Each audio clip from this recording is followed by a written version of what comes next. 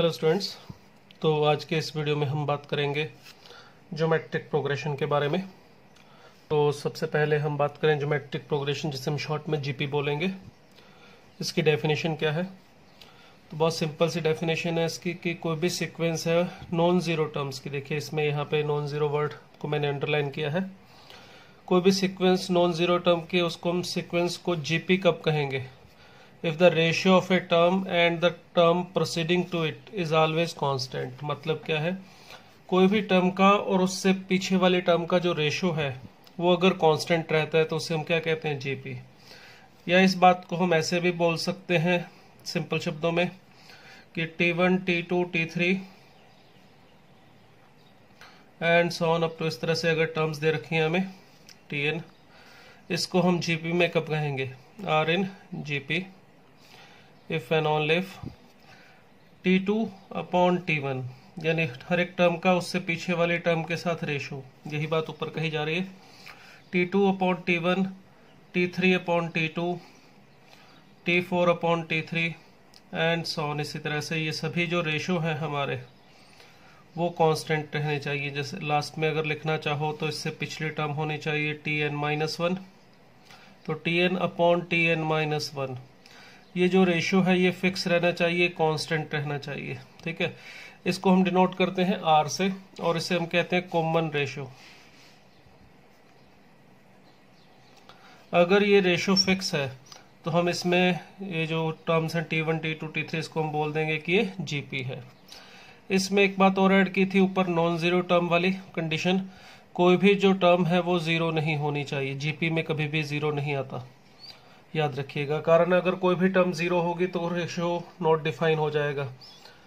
अगर मान लो T1 zero होता है तो T1 नीचे आ रहा है, यहाँ पे ये नॉट डिफाइन हो जाएगा। T2 जीरो होता है तो यहाँ पर ये नीचे आ रहा है, ये चीज़ नॉट डिफाइन हो जाएगी। अगर डिनोमिनेटर में जीरो आता है तो वो डिफाइन नहीं होता, उसकी वैल्यू हम फाइंड आउट नहीं कर सकते। तो इसलिए जीपी के अंदर कोई भी टर्म जीरो नहीं हो सकती। तो ये हमारे पास है जीपी की बेसिक सी डेफिनेशन। एक एग्जांपल लेना चाहें तो देखिए 2, 6, 18, 54, ये देखिए ये है एक जीपी। इसमें आप सेकंड टर्म को फर्स्ट से डिवाइड करेंगे, देखिए कितना मिलेगा? 3। इसी तरह से थर्ड टर्म 18 है यहाँ पे, उसे सेकंड टर्म यानी 6 से डिवाइड करेंगे, 3 आएगा। 54 को डिवाइड करेंगे 18 से तो ये भी 3 आ रहा है। तो ये हमारा कॉमन रेशियो है इस केस में, इस एग्जाम्पल के लिए, इस जीपी के लिए कॉमन रेशियो है हमारा 3। क्लियर? तो इसके अंदर जैसे एपी में हमने पढ़ा कॉमन डिफरेंस होता था, बस इसमें कॉमन रेशियो होगा। फर्स्ट टर्म जो है इसको हम ए से डिनोट करते हैं जनरली।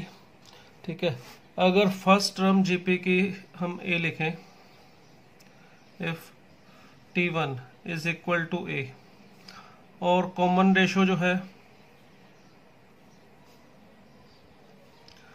इसे हम आर से डिनोट करें, तो उस केस में जो जीपी बनती है हमारी वो क्या होती है? पहली टर्म ए, दूसरी टर्म क्या होगी? A R. कैसे आएगा? यहाँ पे देखो, अगर ये आर के इक्वल है हमारा T2 अपॉन T1, ये अगर आर के इक्वल है तो यहाँ से इसे ऊपर ला के मल्टीप्लाई कर दो तो T2 इज इक्वल टू क्या होना चाहिए? T1 into are. T1 का मतलब ए। इसी तरह से इन दोनों को लोगे तो T3 is equal to T2 into R, यानी सेकेंड टर्म को आर से मल्टीप्लाई करेंगे तो थर्ड टर्म आ जाएगी। थर्ड टर्म को आर से मल्टीप्लाई करोगे तो फोर्थ टर्म आ जाएगी, एंड सो ऑन। ठीक है, तो अगर हमारे पास जीपी के अंदर दो चीज़ें पता है, एक तो ए और दूसरा आर, तो हम जीपी का कॉमन रेशियो और फर्स्ट टर्म का यूज़ करके इस तरह से जीपी को लिख सकते हैं। क्लियर? तो ये जीपी को लिखने का तरीका हो गया A R square, A R cube and so on. यहाँ क्यूब है, नॉट पावर 4, ये फोर्थ टर्म में ए आर क्यूब होगा, इससे नेक्स्ट टर्म में आएगा ए आर पावर 4। तो ये जीपी को लिखने का तरीका है। ठीक है, अब इसको देखें, अगर ये जीपी है तो हम यहाँ से ये भी बता सकते हैं कि इसकी nth टर्म क्या होनी चाहिए? Tn। देखिए फर्स्ट टर्म में ए, इसके साथ आर की पावर ऐसा समझ सकते हो 0 है। सेकेंड टर्म में आर की पावर 1 है। थर्ड टर्म है तो आर की पावर 2 है। तो इसका मतलब nth टर्म में होना चाहिए R power n-1, n belongs to natural number. तो ये हमारा फॉर्मूला हो गया जीपी के लिए। nth टर्म का। ठीक है, तो कोई भी टर्म ढूंढनी है तो हम इस फार्मूले से ढूंढ सकते हैं। अगर आपको ये जो सीरीज ऊपर दे रखी है ये वाली 2 6, इसमें देखेंगे तो a हमें पता है कितना है 2, इसका लेके इसमें a की वैल्यू है 2 और r की वैल्यू है यहाँ पर 3। क्लियर, ये दोनों पता है। तो इस केस में अगर हम इसके nth टर्म लिखना चाहें तो क्या होना चाहिए, 2 × 3 पावर n-1, ये इसकी nth टर्म आ जाएगी। अब अगर आपको मान लीजिए इसकी 5th टर्म फाइंड आउट करनी है तो सिंपल है, यहाँ पर n की वैल्यू 5 रखेंगे तो मिलेगा 2 × 3 पावर 4, तो 81 × 2 करेंगे तो 162 आ रहा है। इसी तरह से हम कोई भी टर्म फाइंड आउट कर सकते हैं जीपी की, अगर हमें दो चीज़ें पता हो a और r। तो इसके ऊपर कुछ एग्जांपल्स भी आएंगे, जैसे AP अगर हमें फाइंड आउट करनी हो या AP की कोई भी टर्म फाइंड आउट करनी हो तो हमें ज़रूरत पड़ती थी A और D की। इसी तरह से GP की कोई भी टर्म फाइंड आउट करनी है या GP फाइंड आउट करने के लिए बोला जाए तो दो चीज़ों की ज़रूरत पड़ेगी, A और R, first term and common ratio. ये दो चीज़ें अगर हमारे पास हो तो हम इसकी कोई भी टर्म फाइंड आउट कर सकते हैं। क्लियर, जैसे हम एक छोटा सा एग्जांपल, ये कुछ एग्जांपल मैंने यहाँ लिखे हुए हैं, इनको मैं आपको 1 बाय 1 करवाऊंगा। जैसे पहला एग्जांपल है, देखिए इसकी बात कर रहे हैं, क्या दिया हुआ इसमें, हमें कह रहा है if the 4th and 9th term of GP is 54 and 1312।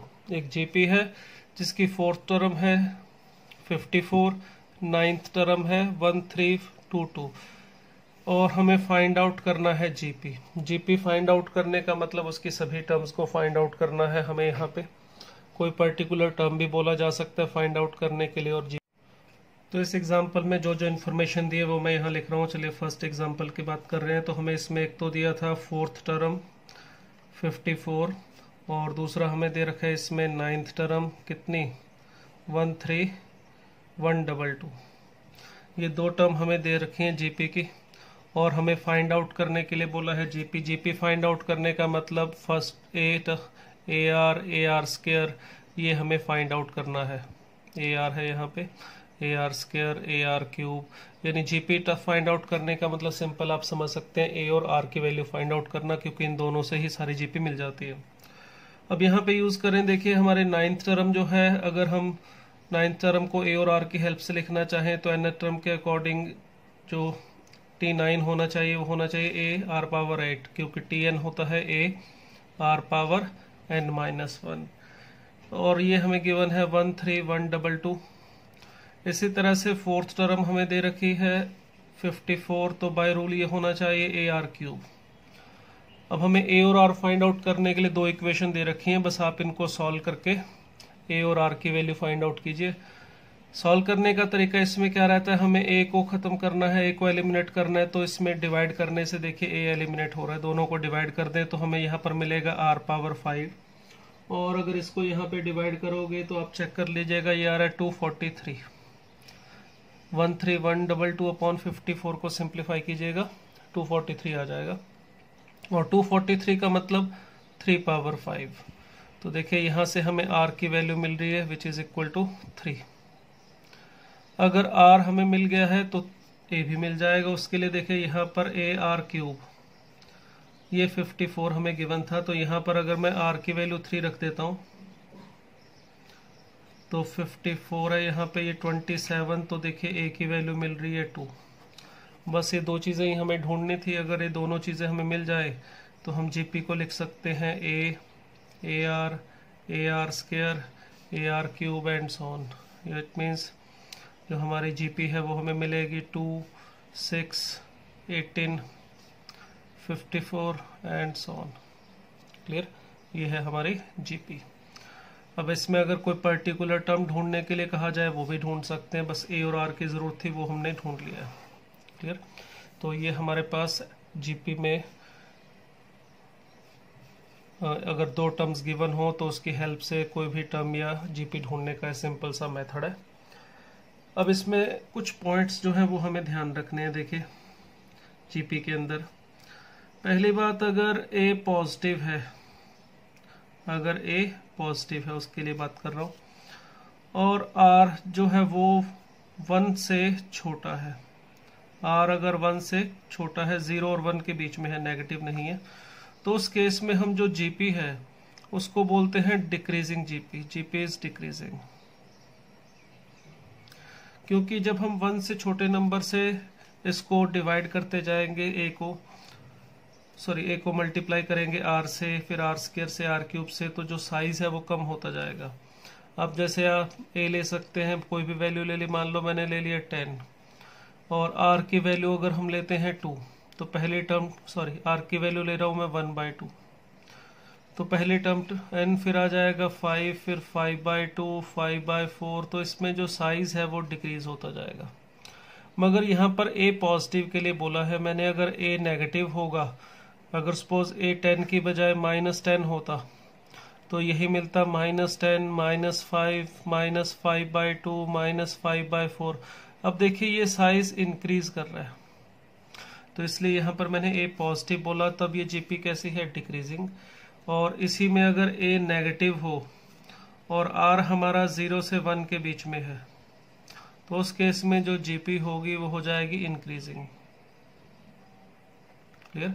तो ध्यान रखिएगा, r अगर 1 से छोटा है तो सीधा नहीं बोलना कि जीपी जो है डिक्रीजिंग है या इंक्रीजिंग है, ये a पे भी डिपेंड करेगा। a और r दोनों मिलकर डिसाइड करते हैं कि जीपी कैसी है। अगर अब मैं a पॉजिटिव लूं और r की वैल्यू 1 से बड़ी ले ले, तो उस केस में जो जीपी होगी हमारी वो कैसी बनेगी, इंक्रीजिंग। अगर मैं a की वैल्यू 10 ले लूं और r की वैल्यू अब 2 लेता हूं, तो देखो 10, 20, 40, 80 एंड सो ऑन। तो ये देखिए जीपी का जो साइज है वो इंक्रीज कर रहा है। तो अगर a पॉजिटिव है और r भी हमारा 1 से बड़ा है तो जीपी इंक्रीजिंग होगी। बट अगर इसमें a नेगेटिव कर दूं और r 1 से बड़ा ही रखूं, तो उस केस में जीपी को इंक्रीजिंग नहीं बोलेंगे, उस केस में जीपी होगी हमारी डिक्रीजिंग। क्योंकि अगर मैं इसी केस में a की वैल्यू 10 की बजाय -10 ले लेता हूं और r हमारा वही 2, तो देखिए -10, -20, -40, ये साइज इंक्रीज नहीं हो रहा है, ये साइज डिक्रीज हो रहा है। -10 बड़ा है -20 से, -40 उससे छोटा, -80 सबसे छोटा, इस ऑर्डर में अगर लिखें तो यहाँ पर साइज डिक्रीज हो रहा है। तो r अगर 1 से बड़ा है छोटा है, वो सिर्फ उसको देख के हम जीपी को इंक्रीजिंग डिक्रीजिंग नहीं बोलेंगे, a और r दोनों को देख के ही ये डिसाइड होता है कि जीपी इंक्रीजिंग है या डिक्रीजिंग। अगर r हमारा नेगेटिव हो, ठीक है, तो उस केस में कुछ भी नहीं बोल सकते, जीपी इंक्रीजिंग डिक्रीजिंग कुछ भी नहीं होगी। तो आप इस केस में ये बोल सकते हो जीपी इज ऑसिलेटरी। ऑसिलेटरी का मतलब क्या है, साइज ना बढ़ेगा ना कम होगा, एक बार पॉजिटिव टर्म आएगी, एक बार नेगेटिव टर्म आएगी, जैसे 2, -4, 8, -16, 32, -64। इस तरह से मैंने यहाँ पर r की वैल्यू -2 ली है। अगर r मैंने -2 लिया है तो इस केस में क्या होगा, a चाहे पॉजिटिव ले लो चाहे आप a नेगेटिव ले लो। मान लो मैं इससे पहले एक ले लेता हूँ -1, अभी पहले मैंने देखो a 2 से स्टार्ट किया था, अब मैंने a -1 ले लिया। तो फर्स्ट टर्म पॉजिटिव हो नेगेटिव उससे कोई फर्क नहीं पड़ता। अगर r नेगेटिव है तो इस केस में जो टर्म्स आती हैं वो अल्टरनेटिव पॉजिटिव नेगेटिव आती हैं। टर्म्स अल्टरनेटिव पॉजिटिव नेगेटिव आने का मतलब ऑसिलेट कर रही है, एक बार बढ़ गया साइज, फिर कम हो गया, फिर बढ़ गया, फिर कम हो गया, फिर बढ़ गया, फिर कम हो गया, इस तरह से चल रहा है। ये पहले नेगेटिव था, फिर पॉजिटिव आ गया, ऊपर चला गया, फिर नेगेटिव आ गया, कम हो गया साइज, फिर बढ़ गया, फिर कम हो गया। तो इस तरह से ऑसिलेशन हो रहा है। तो इसको हम ना इंक्रीजिंग बोल सकते हैं ना डिक्रीजिंग। तो अगर r नेगेटिव हो तो हमारी जो जीपी है वो ऑसिलेटरी कहलाती है, ना वो इंक्रीज कर रही होती है ना डिक्रीज करेगी। क्लियर? नेक्स्ट देखिए जीपी में ही कुछ और एग्जांपल, जो भी हमने प्रॉपर्टी किया nth टर्म की उसके ऊपर हमने एक एग्जांपल किया। अब चलिए नेक्स्ट एग्जांपल देखें। नेक्स्ट एग्जांपल में हमें क्या दिया है, देखिए ये कहा गया कि x y z pth qth and rth term है जीपी की। एक्स वाई जेड क्या है, pth qth and rth term of GP. और ये हमें प्रूव करने के लिए कहा गया है Q minus R log A, R minus P log B and P minus Q log C is equal to 0। तो इस टाइप के कुछ एग्जाम्पल मिलते हैं जिसमें ऐसे कुछ एक्सप्रेशन होता है सिमेट्रिक सा, और उसे हमें 0 के इक्वल प्रूव करना होता है, या कभी 1 के इक्वल, या कुछ अलग अलग चीज़ें भी हो सकती हैं। तो इन टाइप के एग्जाम्पल को करने का जो तरीका है जनरली बहुत सिंपल सा रहता है, कॉमन रहता है। अब इसमें गिवन क्या है, देखिए ये बोला है कि पीएथ टर्म है जो जीपी की, वो दे रखी है हमें x, क्यूएथ टर्म y और rth टर्म हमें दे रखी है z। और इसको यूज करके प्रूव क्या करना है, हमें प्रूव करने के लिए बोला है q minus r into log a plus r minus p into log b plus p minus Q into log c. इसे हमने 0 के इक्वल प्रूव करना है, ठीक है। ये जो टर्म्स है वो जीपी की है, पीएथ क्यूएथ एंड आरएथ टर्म। तो इसको प्रूव करने के लिए देखिए जीपी की कोई भी टर्म लिखनी है तो हमें किस चीज की जरूरत पड़ती है, ए और आर की। अब यहाँ पे क्या है, स्मॉल आर जो टर्म का नंबर दे रखा है, तो इसलिए थोड़ा सा बदलाव करते हैं। हम मान लेते हैं let first term of GP, small a की बजाय बस कैपिटल ए लिख लेते हैं, और कॉमन रेशो जो है